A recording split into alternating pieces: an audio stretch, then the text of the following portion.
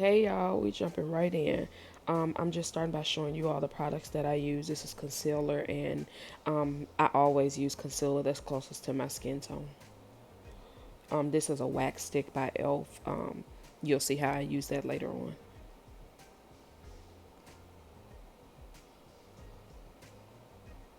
My favorite brow and lash gel by Elf still. Very inexpensive. Some random spoolie. You can use any kind, it doesn't matter. Yes, I use black. Sometimes I use black and brown. If you use it properly, it doesn't really matter which one you use. And it was eyeliner. A angled brush is utterly important for me. Tweezers to do a little bit of plucking, and Q-tips are a must. So right here, I'm just putting shea butter on my face because right above my eyebrows, it's always dry for some reason. So that's all I'm doing right here. Get ready, we're zooming in. So the first thing I do is I just start with the spoolie, and I just, just feel around and see exactly where I'm about to tweeze. I never really tweeze my eyebrows because I never tweeze them to shape them.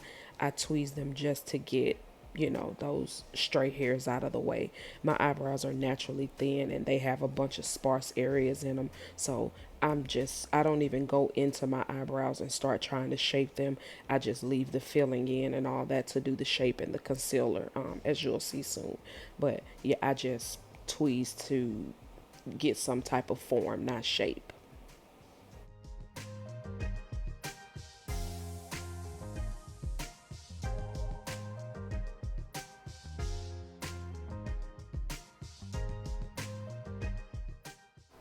So in this clip here, I'm just showing you how the eyeliner I use, how I like to work with my eyebrows.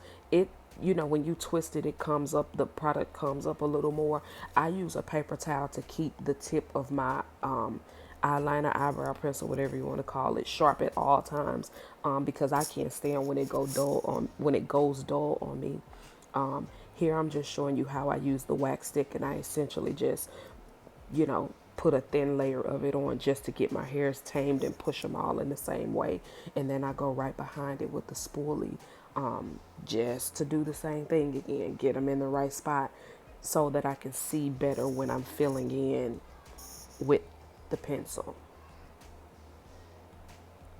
So like I said, I always make sure my eyebrow pencil or eyeliner, whatever I'm using that day, has a very sharp point to it, because it's really important at the tip, because you want to create hair-like strokes. Like, you don't want to just go in and start coloring like you color in a picture.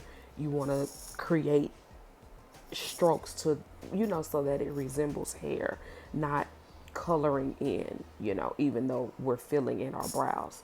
I always, at the very tip of my eyebrows, just go up, go up. You'll never see me going any other direction at the tip of my brow. So, like, right where my nose, the bridge of my nose is, I'm always going up, and I'm using the pencil real light and real sharp.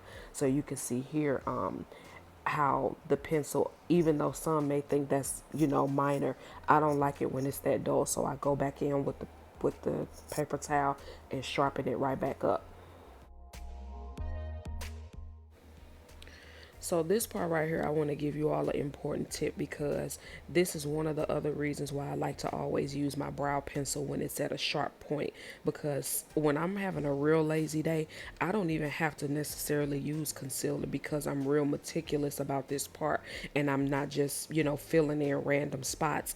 I use the pencil lightly, and if I have to go back a couple of times to the same spot, it's better to, be light-handed the first time.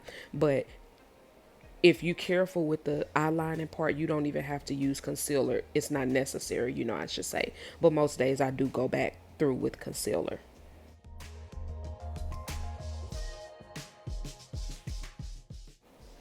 And on this part, I'm just showing you how I put just 2 little drops of concealer on the back of my hand, and then I take the angle brush into the product on both sides.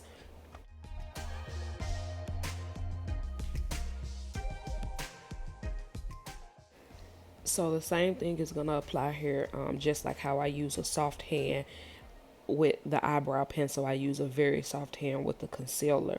Now, a lot of people can probably skip this step because I don't wear makeup, and I know a bunch of people, they pack the concealer on right here just because when they put foundation on, it's going to cover it up anyway. But this is all that I'm wearing, so I use it very, very lightly. And honestly, I use concealer just to crisp my line, just to snatch my line on my brows. That's it.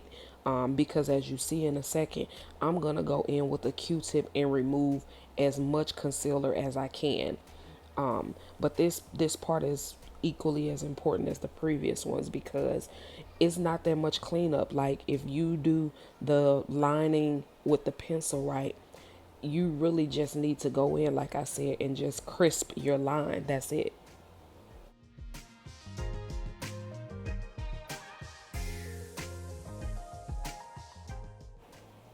So at the end of my brows is normally where I have to do the most work because I don't have hair down there. So, I have to do more work trying to get it to look as natural as possible. Because even as you can see on the other eyebrow, there is no tail, so I sort of have to make that, which is why I spend a bunch of time. I've chopped it out of this video, but I spend a bunch of time on the tail end of my eyebrow. So I had to pause the video right here so that I could sort of give you a visual of where I don't fill in with concealer. Where the red arrow is as far as my brush is going to go, and where the circle is, I never touch those. I leave that looking as natural as possible.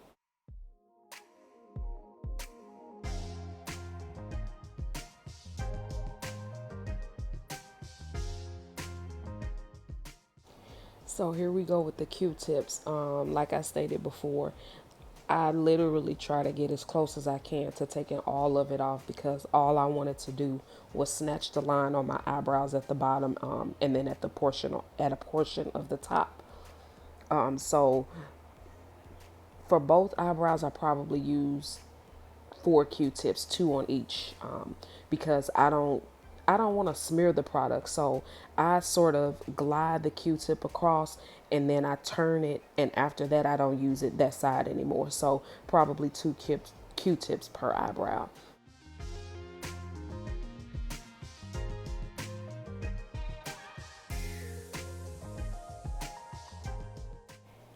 So after I finish with the Q-tip and trying to get as much concealer off as possible, I go back in with a sharpened eyeliner, and I either fix any mistakes that I did or just go ahead and fill in anything that I missed.